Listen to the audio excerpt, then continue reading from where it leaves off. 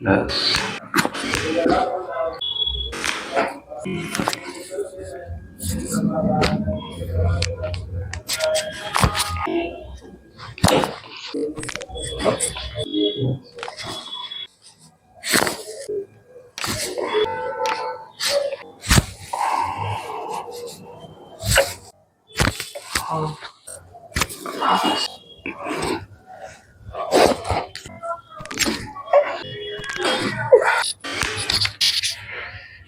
कोई बात नहीं,